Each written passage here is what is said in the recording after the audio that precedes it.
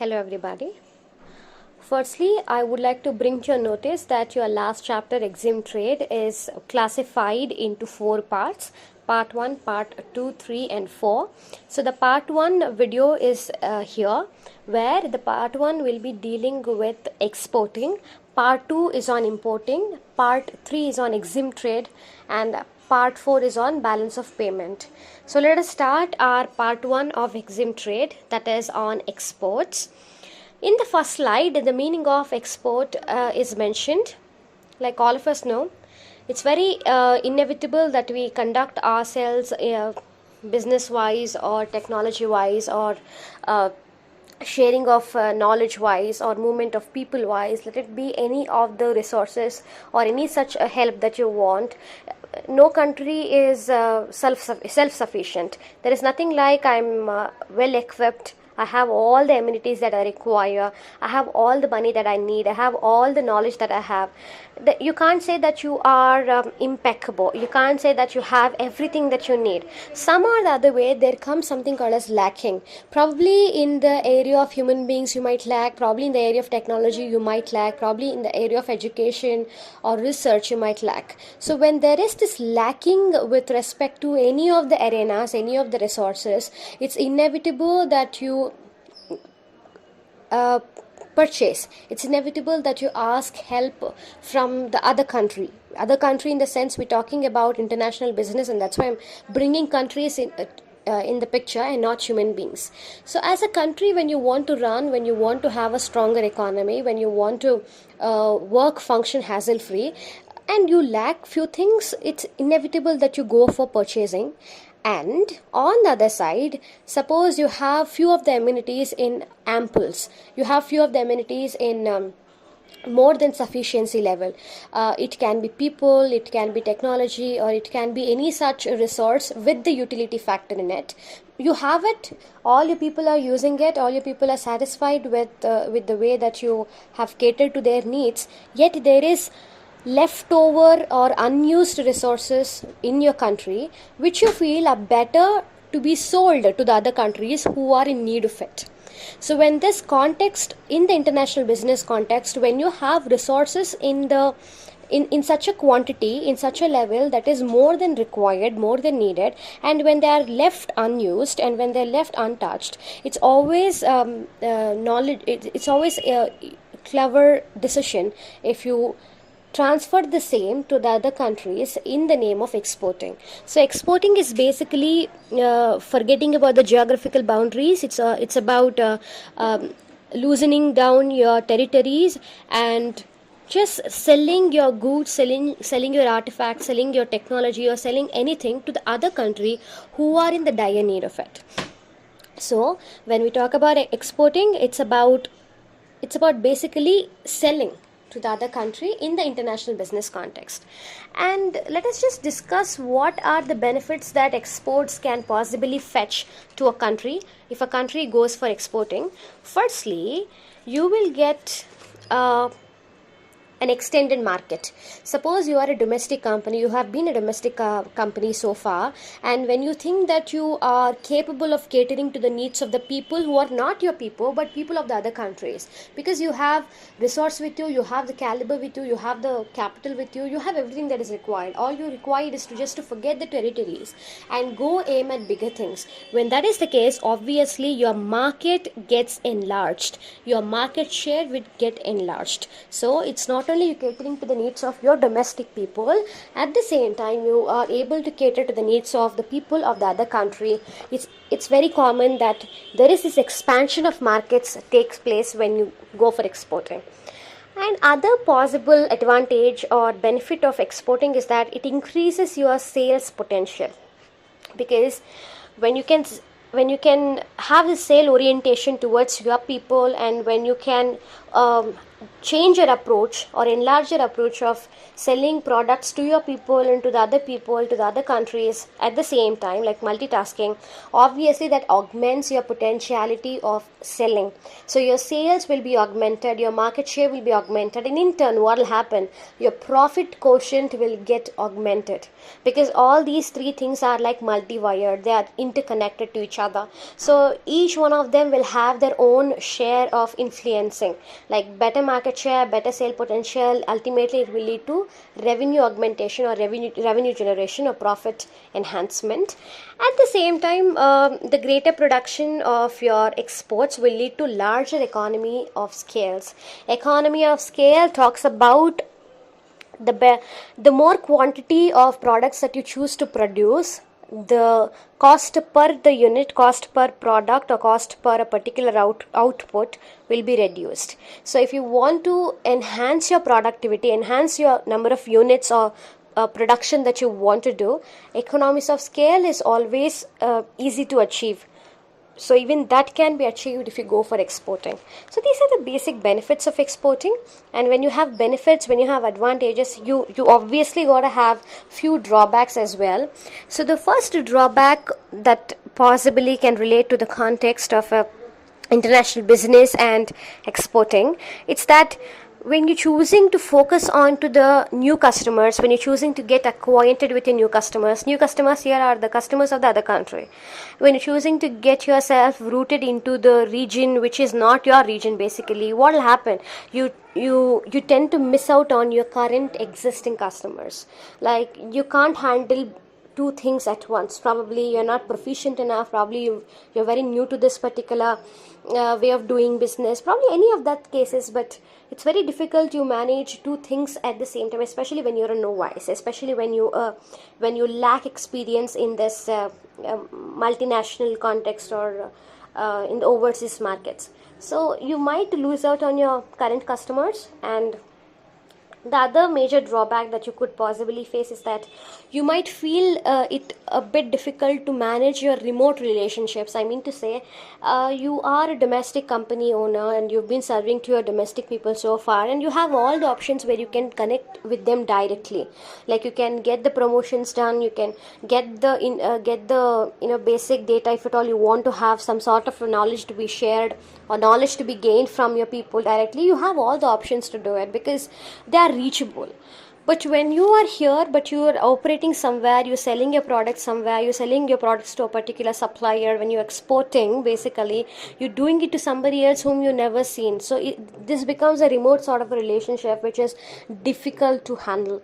So this is what exporting is. It's basically about selling in international business, like the ample resources that are used in your country, but you feel that there's still more left which can be used by somebody else. When you choose to sell it off, move it to the other territory, and forgetting about the boundaries and everything, and that becomes your exporting. And exporting will make you or will facilitate you to earn foreign exchange, obviously.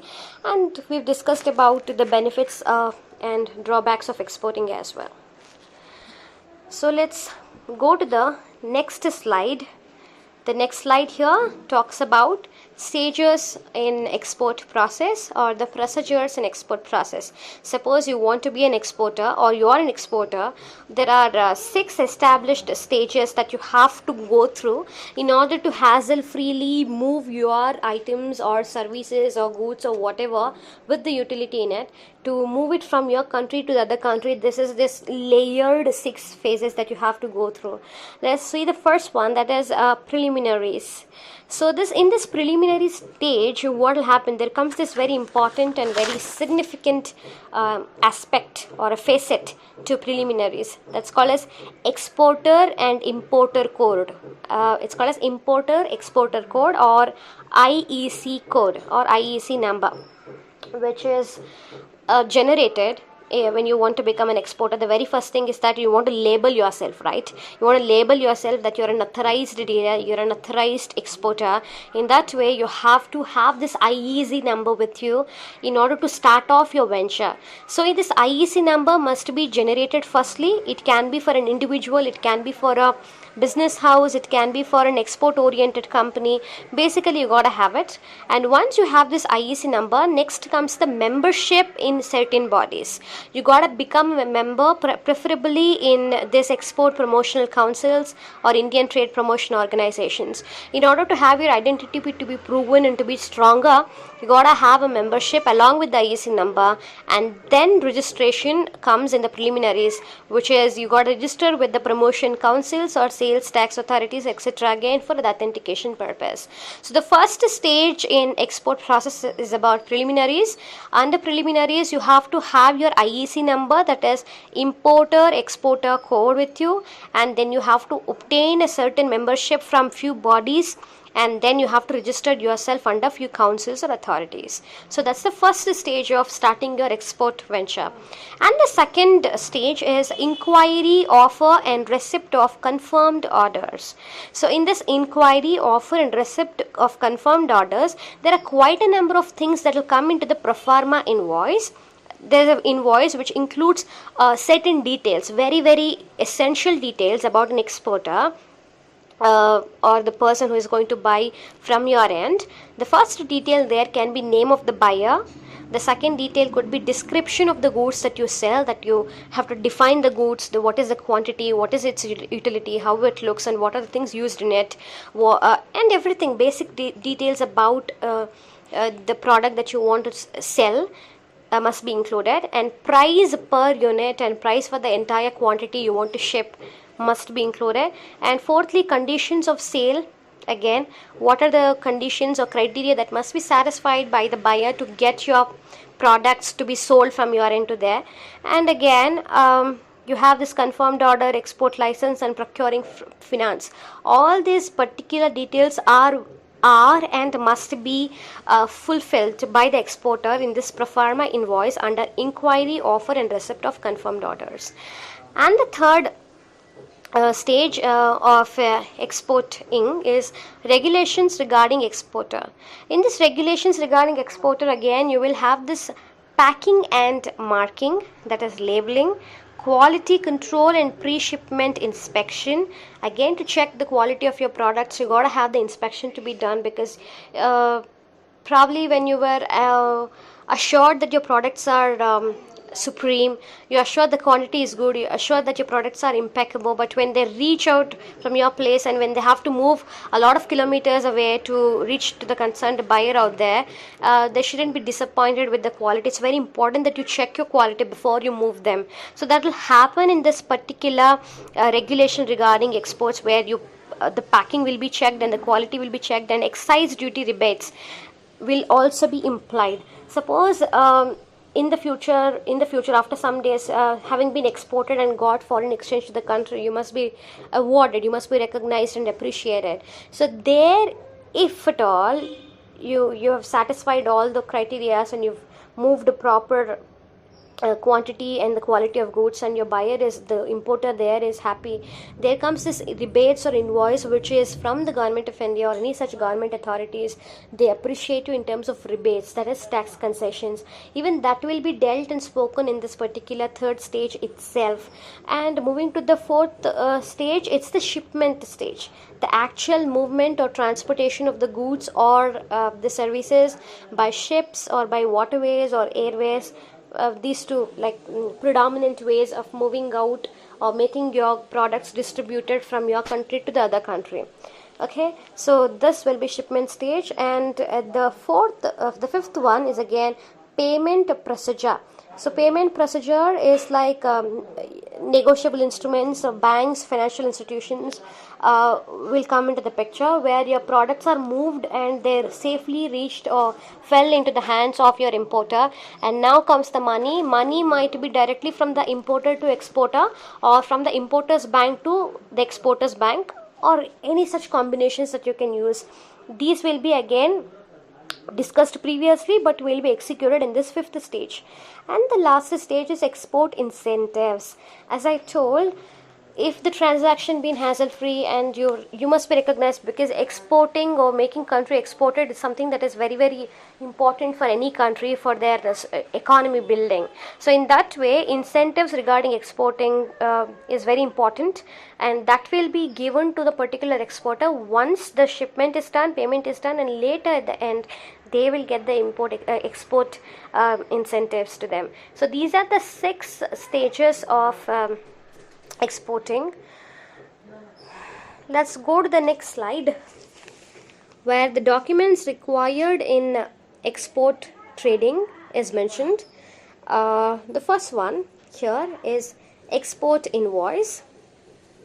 So this export invoice is just like this encompassing thing, okay? So this export invoice will have multiple number of bills, number of invoices, completely collectively putting together under one umbrella.